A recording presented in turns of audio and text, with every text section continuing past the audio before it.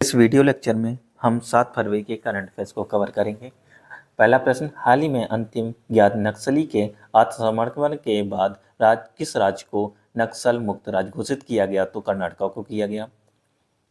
दूसरा प्रश्न, भारत में एरो इंडिया शो 10 फरवरी से 14 फरवरी तक कहाँ आयोजित होने वाला है? तो ये होने वाला है बेंगलुरु में।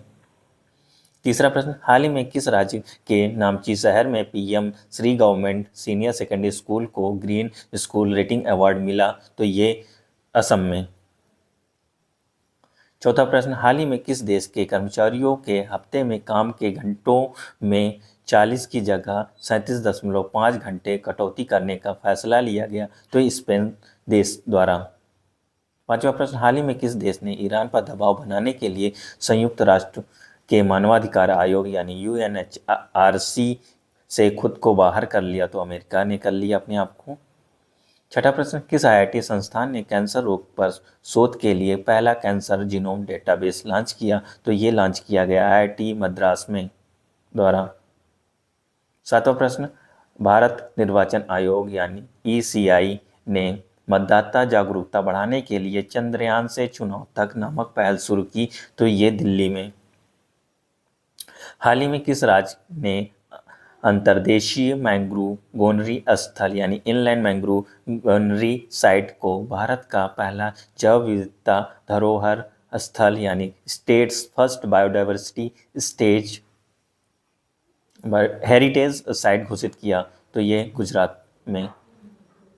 नवा प्रश्न, हाल ही में किस देश ने गूगल के खिलाफ एंटी ट्रस्ट जांच यानी एंटी ट्रस्ट इन्वेस्टिगेशन शुरू करने की घोषणा की है? तो ये चीन द्वारा। 10वां प्रश्न, इक्विवेरियन सैन्य अभ्यास का 13वां संस्करण कहाँ आयोजित किया जा रहा है? तो ये किया जा रहा है मालदीव में। 13वां प्रश्न, हाल ही में रेलवे द्वारा अलग अलग श्रेणियों की करीब कितनी नई ट्रेनें संचालित करने की घोषणा की गई? तो टोटल 350 ट्रेनें। 12वां प्रश्न, केंद्रीय बजट 2025 के अगले कितने वर्षों में प्रत्येक जिले में कैंसर केंद्र स्थापित करने की योजना है? तो अगले 3 वर्षों में। 13वां प्रश्न, विश्व कैंसर दिवस 2025 से 27 की थीम क्या है? तो ये है यूनाइटेड बॉय यूनिक। 14वां प्रश्न, वित्तीय वर्ष 2025-26 में पूंजीगत व्यय यानी कैपिटल एक्सपेंडिचर के लिए कितने करोड़ रुपए आवंटित किए गए? तो 11.21 लाख करोड़ रुपए। 15वां प्रश्न, ज्ञान भारतम मिशन के अंतर्गत कितनी पांडुलिपियों यानी मनुस्क्रिप्ट के संरक्षण दस्तावेजीकरण और संरक्षण किया जाएगा? तो 1 करोड़। धन्यवाद।